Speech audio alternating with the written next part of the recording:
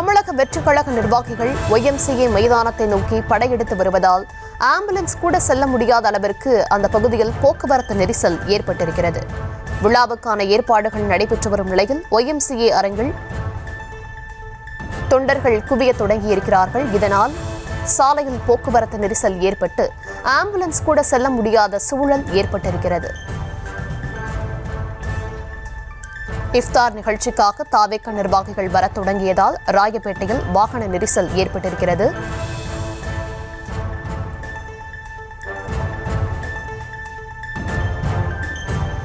விஜயின் இஃப்தார் நிகழ்ச்சி இன்று மாலை நடைபெறும் நிலையில் விழாவுக்கான ஏற்பாடுகள் நடைபெற்று வரும் சூழலில் YMCA அரங்கில் தொண்டர்கள் குவிய தொடங்கியிருக்கிறார்கள். இந்த நிலையில் ராயப்பேட்டையில் போக்குவரத்து நெரிசல் ஏற்பட்டு ஆம்புலன்ஸ் செல்ல முடியாத சூழல் ஏற்பட்டிருக்கிறது.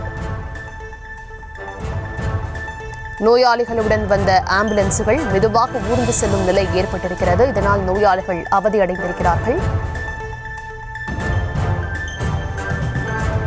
YMCA மைதானத்தை நோக்கி படையெடுத்து வருவதால் ஆம்புலன்ஸ் செல்ல முடியாத சூழல் ஏற்பட்டிருக்கிறது.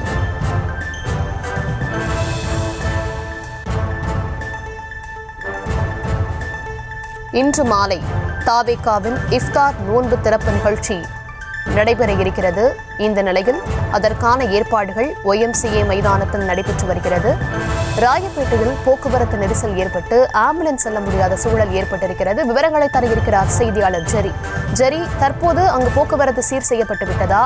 மாற்றுப்பாதை ஏதாவது ஏற்பாடு செய்யப்பட்டிருக்க ஆம்புலன்ஸ் செல்வதற்கு விவரங்கள் வழங்கலாம். வணக்கம். ரமலான் மாதத்தையொட்டி தாவேக சார்பில் இன்று சென்னை ராயப்பேட்டையில் உள்ள YMCA மைதானத்தில் இஃப்தார் நோன்பு நிகழ்ச்சி நடைபெற இருக்கிறது. இதில் விஜய் பங்கேற்க இருப்பதால வெளி மாவட்டங்களிலிருந்து, அதாவது கட்சியினுடைய 120 மாவட்டத்திலிருந்து நிர்வாகிகள் வந்த வண்ணமே இருக்கிறார்கள்.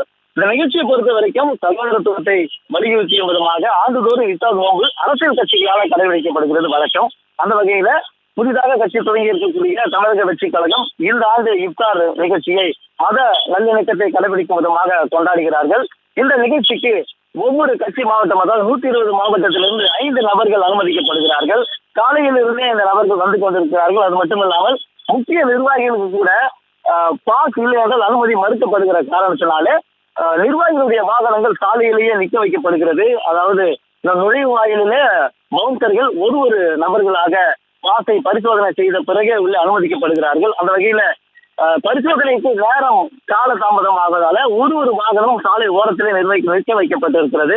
இது குறுகிய சாலை என்பதனாலும் இங்கே மெட்ரோ பணிகள் நடைபெற்று வருகிறது என்ற காரணத்தினால இங்கு அதிகப்படியான வாகனங்கள் ஒரே நேரத்தில் சென்றதால ஆம்புலன்ஸ் கூட செல்ல முடியாத ஒரு சூழல் நிலையில் வருகிறது. தற்பொழுது வரை இங்க காவல்துறையினரும் இந்த போக்குவரத்து நெரிசலை கட்டுப்படுத்துவதற்கு வரவில்லை. அதே போல இங்க பவுன்சர்கள், நூற்றுக்கணக்கான பவுன்சர்கள் நியமித்திருக்கிறார்கள். அந்த பவுன்சர்களுமே இந்த டிராபிக்கை சரி செய்வதற்கு எந்தவித பணியுமே மேற்கொள்ளாமல் கிட்டத்தட்ட 100-200 வாகனங்கள் ஒரே இடத்திலேயே அரை மணி நேரமாக நின்று கொண்டிருக்கிறது. அதில் குறிப்பாக அவசரமாக ஆம்புலன்ஸ் ஒன்று மருத்துவமனையை நோக்கி சென்று கொண்டிருக்கிறது. இங்க ராயப்பேட்டை அரசு மருத்துவமனை அருகிலேயே இருக்கிறது. அவசர சிகிச்சைக்காக நாளொன்றுக்கு நூற்றுக்கணக்கான பேர் உள் நோயாளியாகவும் புற நோயாளியாகவும் இங்கு அனுமதிக்கப்படுகிறார்கள். அப்படி அவசர காலத்திற்காக 108 ஆம்புலன்ஸிலே நோயாளி ஒருவரை அழைத்து செல்கிறார்கள். அந்த ஆம்புலன்ஸுமே இங்க போக்குவரத்து நெரிசலில் இடையூறாக நின்று கொண்டிருக்க காட்சிகளையும் நம்மால் பார்க்க முடிகிறது. விவரங்களுக்கு நன்றி ஜெரி.